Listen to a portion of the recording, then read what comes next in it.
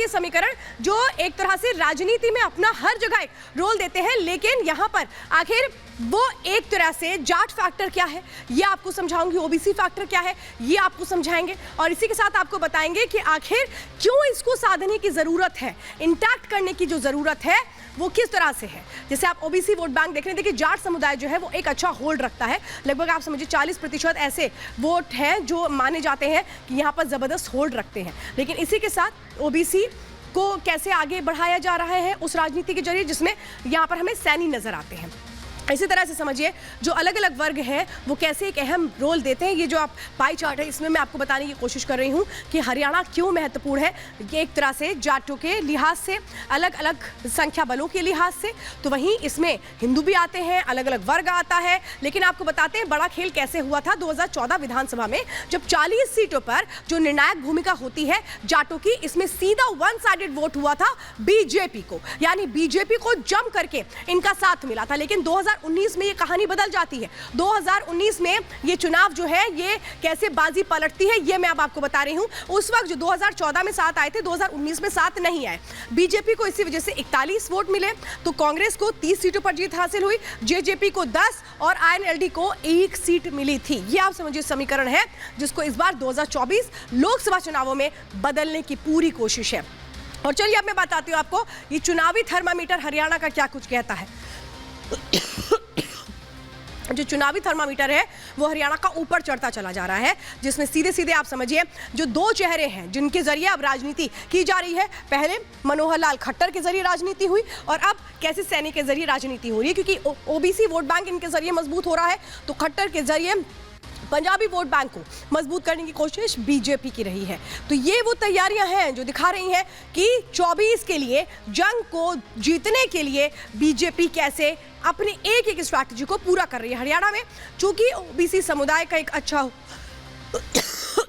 Hold है, इनके जरिए बीजेपी जीतने की कोशिश कर रही है, तो बीजेपी ओबीसी को आगे करके अपनी प्लानिंग में ये बता रही है कि जो हरियाणा में उसकी स्ट्रैटेजी है वो किसके इर्द गिर्द घूमती हुई नजर आती है। यही चीजें आप देख रहे हैं जिसमें मनोहर लाल खट्टर को भी आजमाया गया, लेकिन उनके जरिए भी कैसे कोशिश हुई। अब कुरुक्षेत्र में माना जा रहा है कि जाट फैक्टर को अपनाया जा सकता है, यानी क्या नया एक चेहरा अपनाया जा सकता है, क्योंकि ये जो सीट है इसी से लोकसभा चुनाव लड़ा गया था सैनी की ओर से, लेकिन अब ये सीट किसको दी जाती है ये अहम हो जाता है। तो जाट वोट बैंक को लेकर के कहा जाता है कि जो 4 सीटें हैं लोकसभा की वो बेहद निर्णायक है, जिसमें रोहतक है, जिसमें हिसार है, जिसमें भिवानी है, इसका सीधा सीधा असर होता है। और यहाँ पे क्या एक तरह से यही फैक्टर्स काम आएंगे या यहाँ की जो रणनीति है, समीकरण है वो बदल जाएंगे। अब आप समझिए कि कैसे 2019 में एक बड़ा फायदा हुआ था, बीजेपी को 50% वोट यहां से मिले थे, तो कांग्रेस को 33% वोट मिले थे, और यही है जो आपको मैं बता रही हूं। लेकिन अब आपको बताती हूं कि वो जेजेपी जो पूरी तरह से प्लानिंग में थी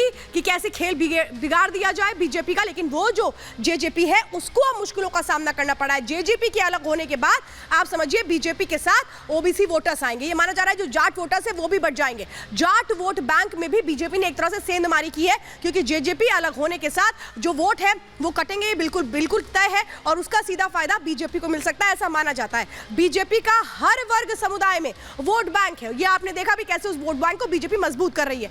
जेजेपी को सीधे नुकसान झेलना पड़ेगा, ये कहा जा रहा है बीजेपी की स्ट्रैटेजी का हिस्सा था, क्योंकि सीधे सीधे दुष्यंत चौटाला से मोर्चा नहीं लेना चाहती थी बीजेपी, और इसीलिए ये प्लानिंग की गई थी जिसमें दुष्यंत चौटाला खुद अलग हो जाए। बीजेपी इंतजार कर रही थी कि सीट शेयरिंग फॉर्मूला जब होगा तो कैसे हम अपनी इसी स्ट्रैटेजी को अपना पूरी तरह से अंजाम देंगे। बीजेपी को लोकसभा में इसका सीधा फायदा होगा, ये नजर आता है जो अभी तक की पूरी हरियाणा की सियासत में ये पूरे के पूरे जो कदम उठाए जा रहे हैं ये। लेकिन इसके आगे की तस्वीर क्या कहती है, स्टूडियो की रिपोर्ट देखिए।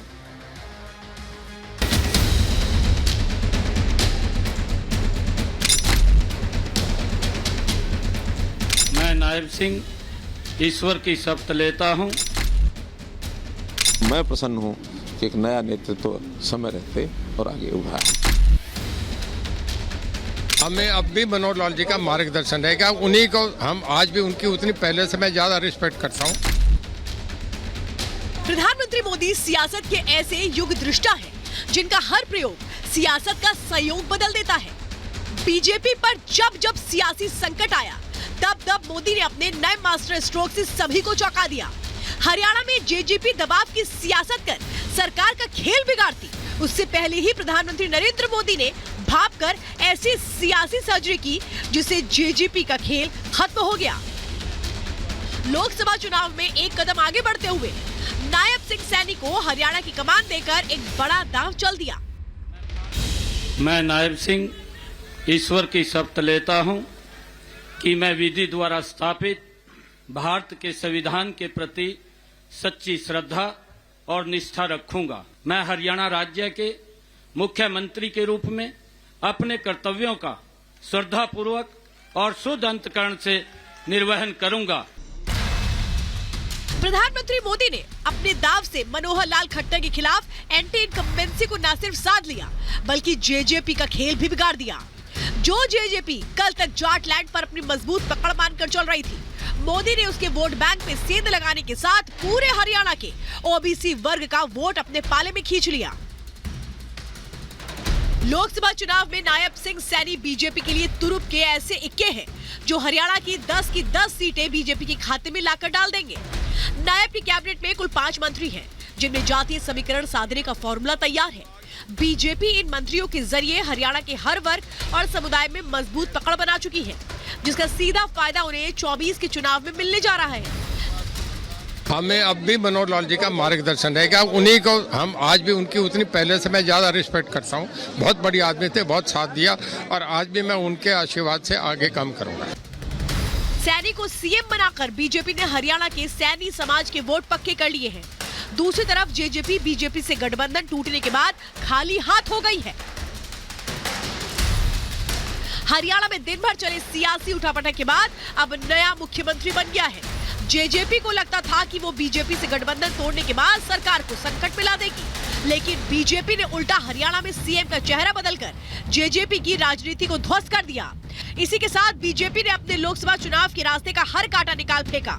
ऐसे में सवाल यह है कि क्या 24 लोकसभा चुनाव में बीजेपी हरियाणा में फिर एक बार क्लीन स्वीप करेगी? क्या बीजेपी ने दिखा दिया कि जाटलैंड में भी जाति विशेष की राजनीति नहीं चलने वाली है? Bureau report, Republic Bharat. और चलिए अब बात करते हैं दूसरी खबर की। प्रधानमंत्री जो कहते हैं वो करते हैं और वो कर दिया। सीएए कानून लागू हो चुका है, पोर्टल शुरू हो चुका है। इस पोर्टल ने काम करना शुरू किया और कैसे पोर्टल में वो पूरी प्रक्रिया हुई है। पूरा देश उत्साहित है सिवाय विपक्ष को छोड़ करके, क्योंकि विपक्ष के आंसू नहीं रुक रहे हैं। वो कह रहे हैं कि सीएए तो आकर के बहुत गलत हो गया है, लेकिन ये समझा नहीं पा रहे कि भाई गलत क्या हो गया, क्या लोगों को एक तरह से उनका अधिकार देना क्या गलत था। एक रिपोर्ट आपको दिखाते हैं, समझिए जरा इसके बारे में।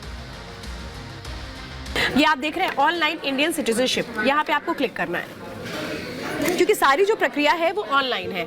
इसीलिए आपको समझना है कि इस ऑनलाइन प्रक्रिया में आपको कहाँ जाकर के क्लिक करना है। देखिए, जब आप क्लिक करते हैं तो इस तरह का एक पेज आपके सामने आ जाएगा जिसमें लिखा होगा भारतीय नागरिकता ऑनलाइन पोर्टल, यानी इंडियन सिटीजनशिप ऑनलाइन पोर्टल। आपको इसी में जाकर के अपना आवेदन देना है, जिसमें देखिए आप सीए, ये देख रहे हैं आप लिखा हुआ, यहाँ पे क्लिक करेंगे।